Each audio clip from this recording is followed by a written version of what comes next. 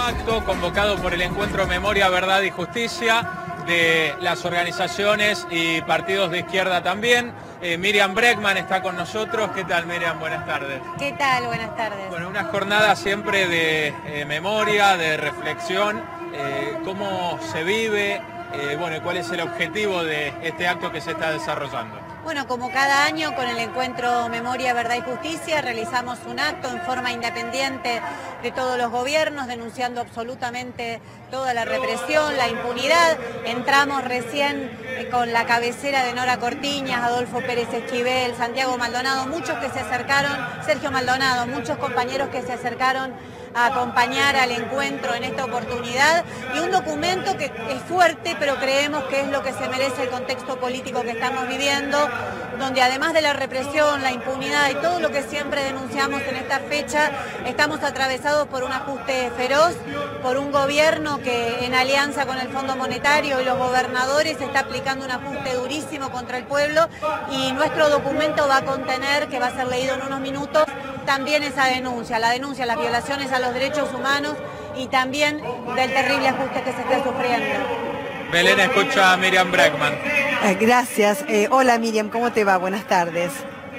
¿Qué tal? Buenas tardes. ¿Qué deuda hay pendiente respecto de juicios que ya se iniciaron por la Memoria, Verdad y Justicia? Y ahora se van a conocer nuevos documentos teóricamente que van a ser entregados por los Estados Unidos el 12 de abril, con la desclasificación y el desglose de los mismos, con lo cual también por lo menos se va a poder avanzar algo más, creo, en la investigación. Mira, no sé, Belén, si te escuché toda la pregunta porque hay mucho ruido, sí. Pero nosotros una de las consignas que reclamamos en esta oportunidad y que siempre hemos reclamado es la apertura total de los archivos de la represión.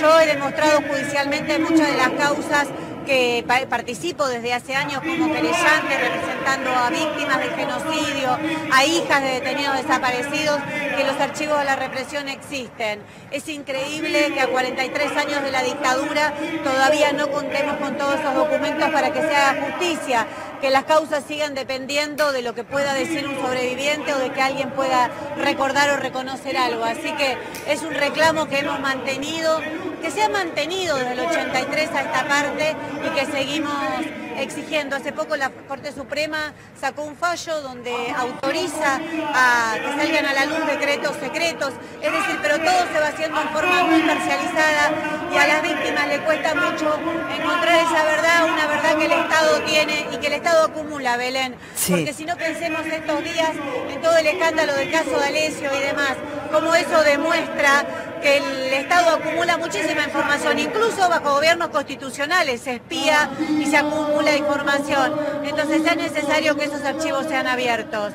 Esa es una de las deudas, ¿no? ¿Qué otras deudas hay respecto de estos juicios? Porque, digamos, el desglosamiento y desclasificación de nuevos documentos lo que permite es avanzar en nuevos procesos más allá de los anteriores, que también algunos merecen ser continuados. ¿Qué otras deudas hay? Mira, si vos tenés que ponerle un nombre a, como deuda creo que es fundamentalmente lo que nosotros venimos marcando es la impunidad del aparato civil de la dictadura, ¿no? Vos fijate que prácticamente no se ha avanzado en todo lo que fue, los que promovieron, los que organizaron el golpe, los que se beneficiaron de él. A veces discutimos cómo se enriqueció la familia Macri, pero es la familia Macri y un montón de grupos económicos más que se beneficiaron de la dictadura, que organizaron el golpe. En la Argentina se dio un fenómeno, Belén, que se dio en pocos lugares del mundo, incluso en Europa, con el genocidio que allí se cometió. Acá en la Argentina hubo centros clandestinos de detención en las fábricas. Los señores empresarios no solo hacían listas negras y delataban personas, delegados de base, delegados de fábrica que iban a parar a los centros clandestinos de la dictadura. Algunas empresas llegaron a tener centros clandestinos, centros de detención dentro de su propia fábrica para que se torture y se desaparezca personas. Otros, como la Mercedes-Benz, por ejemplo, donó un equipo de maternidad a Campo de Mayo, una acción perversa que creo que es casi imposible imaginar. Ese equipo que donó era para que puedan parir las embarazadas que estaban secuestradas de forma clandestina ahí y después los gerentes de la empresa se quedaban con los bebés. Esas cosas pasaron en la Argentina, esas cosas todavía no se han investigado, porque meterse con la pata empresaria, meterse con la pata civil, la justicia no lo va a hacer si no redoblamos y multiplicamos la movilización. Una movilización que ha logrado encarcelar a Videla, a Macera, pero con los civiles se ha avanzado muy poco. Miriam, uno de los eslogans también que aparecen en la marcha de hoy a través de carteles y el pronunciamiento del documento consensuado y único que hubo en el escenario de Plaza de Mayo es 30.000, un número que hasta se ha cuestionado durante los últimos días y en otras oportunidades también, cuando ha sido parte de una investigación que llevó a la conclusión del nunca más, no solamente por representantes de organismos de derechos humanos, sino también por periodistas que intervinieron en esa investigación. ¿Qué opinión te merece el hecho del cuestionamiento de la cantidad? Mira, el negacionismo es un fenómeno en el mundo, es un fenómeno que tiene expresiones políticas en distintos, bueno, recién yo te mencionaba Europa, en Europa también surgen sectores de derecha negacionistas que tienen como objetivo negar lo que ocurrió, pero no por negar los hechos, por negar las consecuencias de esa dictadura. Rodolfo Walsh fue muy claro en su carta abierta, un año del golpe él decía que la dictadura era miseria planificada. Entonces, cuando hay negacionismo es para negar las verdaderas consecuencias del golpe, no solo las muertes, no solo las terribles torturas, no solo la apropiación de bebés, sino las consecuencias sociales y económicas de ese genocidio. Mira, yo te podría poner un montón de ejemplos, Belén, que son sumamente dolorosos de las propias reconstrucciones que hicimos nosotros, de escuchar decenas y decenas de testimonios de la ESMA, de Campo de Mayo. A veces uno piensa al revés, dice 30.000 no es poco. 30.000 son los detenidos desaparecidos, ¿cuántos exiliados? ¿Cuántos otros que se fueron y que no se sabe qué pasó con ellos? Es muy difícil reconstruir el número, pero lo que sí estoy segura es que 30.000 es un símbolo que de ningún modo es poco. Argentina fue arrasada, toda una generación fue arrasada por verdaderamente un genocidio de clase que tenía como objetivo imponer otro modelo económico, otro modelo de país, redoblar las ataduras al imperialismo. Las consecuencias que hoy vivimos de destrucción de la salud, de la educación, todos tienen origen en esa dictadura. Después vinieron otros gobiernos que fueron complementando eso y como siempre digo, lo que un gobierno destroza nadie lo arregla, a lo sumo te devuelven algo, pero nunca se vuelve para atrás. Por eso nosotros denunciamos que en las últimas décadas hubo 4 saqueos. El primer gran saqueo histórico del país fue el de la dictadura, después estuvo lo que fue el 89-90 con la hiperinflación, el 2001, y ahora Macri está llevando adelante otro. Eso es innegable. De que no pueda continuar adelante depende de nosotros, depende de la movilización y depende de enormes manifestaciones políticas como esta, pero para que no ocurra tienen que ser claras. Tienen que nombrar a Macri y a todos los cómplices, como los gobernadores del PJ, que le han aprobado todo en el Congreso. Si hoy el país está atado al Fondo Monetario, a los fondos buitres, es porque se lo aprobaron, es porque hubo gente que indignamente levantó la mano para sacarle la comida de la boca a los jubilados. Entonces no se puede hacer borrón y cuenta nueva y venimos acá y hablamos del pasado. Es el pasado, es el presente y para nosotros estar acá, Belén, es redoblar ese compromiso.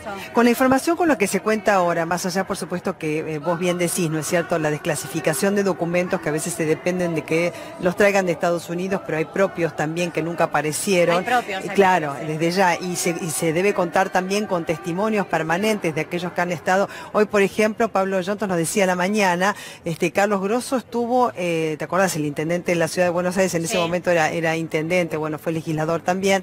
Estuvo en 2 centros clandestinos de detención, con lo cual hizo una denuncia por haber estado en uno de ellos, falta que hagan la otra, con lo cual fue una invitación, te diría, al aire y explícita para que se presente, porque seguramente aquel que estuvo en un centro clandestino de detención tiene alguna idea de lo que pudo haber pasado con otros, quizás porque escuchó, no sé, la pertenencia a un club, si era estudiante de alguna facultad o recibido o de alguna universidad en particular, con lo cual uniendo datos se puede llegar a establecer quizás el paradero o qué es lo que pasó con esa persona, ¿no?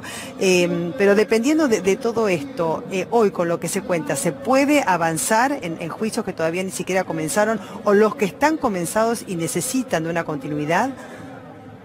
Se tiene que avanzar y se tiene que avanzar urgente, Belén. Estamos hablando de imputados que tienen algunos 80 años, 90 años, entonces otros más jóvenes, la generación de Astisco, por un personaje simbólico, pero obviamente que se tiene que avanzar. Vos nombrabas a Pablo Yonto. Pablo Yonto viene de ser abogado en la causa donde se juzgó los hechos de La Tablada, los crímenes de lesa humanidad que se cometieron allí, junto con otra abogada, Liliana Macea, actuaron, trabajaron muchísimos años en esto.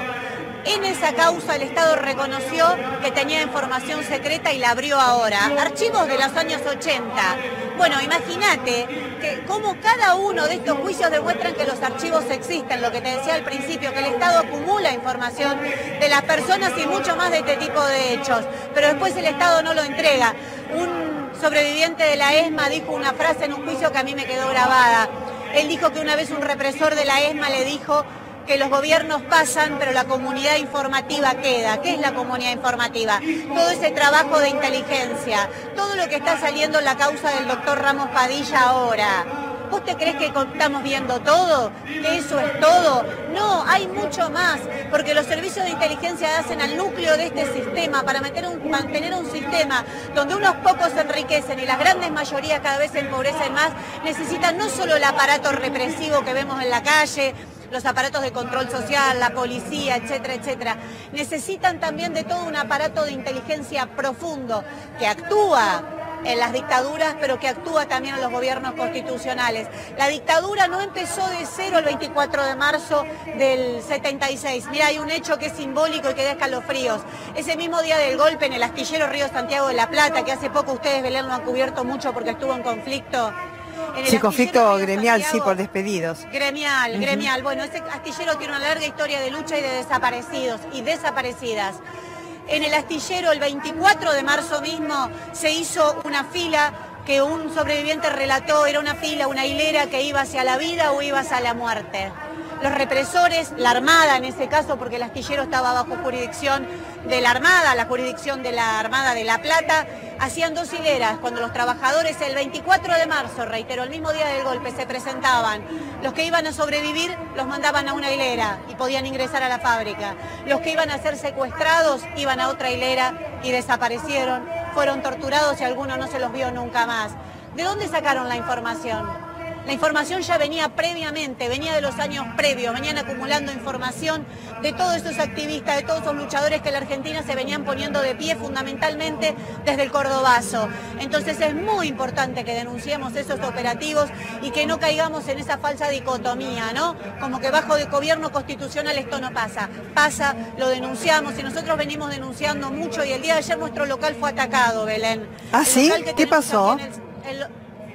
La policía ingresó con una excusa diciendo que había armas, un local céntrico en Alsina, el 9 de julio, cortaron la calle, la policía de la ciudad ingresó, no pueden dar explicaciones de por qué lo hicieron, revisaron todo el local, estaban mis compañeros docentes allí haciendo una reunión, preparando la movilización de hoy, lo que ayer se hacía en todos los locales, ¿no? Y quiero pensar que no tiene que ver con estas fuertes denuncias que venimos haciendo del espionaje y del accionar policial, porque es muy grave, Belén, que un día antes de un aniversario de conmemorar este día tan trágico como es el 24 de marzo, ataquen un local político como el nuestro, que puede haber sido otro. ¿Y qué se llevaron? A nosotros. Nada, la policía revisó todo, obviamente no había armas, todas las excusas que dijeron eran inverosímiles y se retiraron, pero fue un momento muy tenso y te quiero decir un reconocimiento, Belén, sí. He recibido la solidaridad de un amplio arco político que a través de las redes sociales, a través de llamados nos ha hecho llegar su solidaridad y con esa fuerza, con los organismos de derechos humanos, Correpi, CELS, todos los que se han comunicado con nosotros, vamos a exigir que esto se investigue porque, reitero, no podemos permitir que estas prácticas se naturalicen. Desde ya, muchísimas gracias, Miriam. Por favor, gracias a ustedes. Y gracias también, Cristian Minich.